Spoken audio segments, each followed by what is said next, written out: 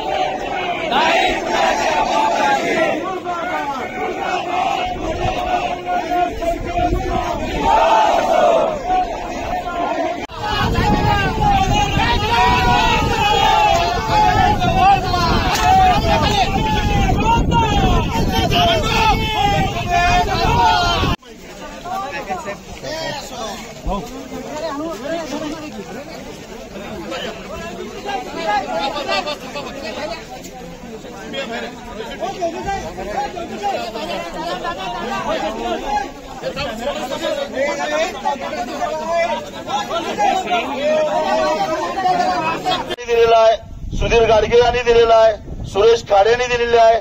हे सगळे सरकारमधले बंडखोर आहेत का?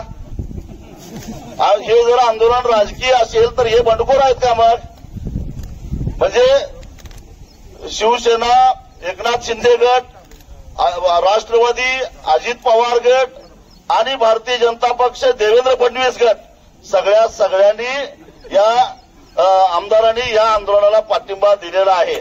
त्यामुळे तुम्ही राजकारण आणायचा प्रयत्न करू नका. हे आंदोलन कुठल्या पक्षाचं नाही, कुठल्या संघटनेचं नाही.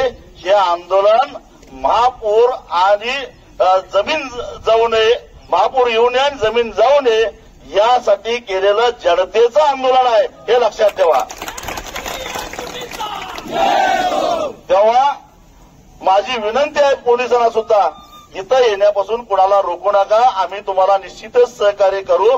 तुमच्यावर ताण आहे याची जाणीव आहे, परंतु आम्हाला सविनय पद्धतीनं कायदेभंग करून सरकारला आमच्या भावना व्यक्त करून द्या.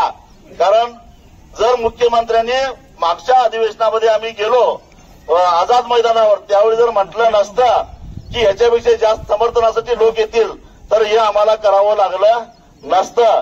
आज शेतकरी दिन साजरा होतोय, सरकार साजरा करतोय, कारण स्वर्गीय वसंतराव नाईक यांची जयंती आहे आणि तो दिवस गेल्या अनेक वर्षापासून महाराष्ट्र सरकार शेतकरी दिन म्हणून साजरा करतंय.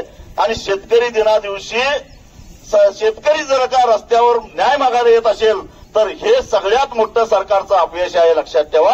आणि म्हणून आम्हाला शांततेच्या मार्गानं आंदोलन करून द्या, एवढीच माझी पोलिसांना सुद्धा विनंती आहे. सगळेजण आता संघर्ष या न्यूज चॅनलला लाईक करा, शेअर करा आणि सबस्क्राईब करा.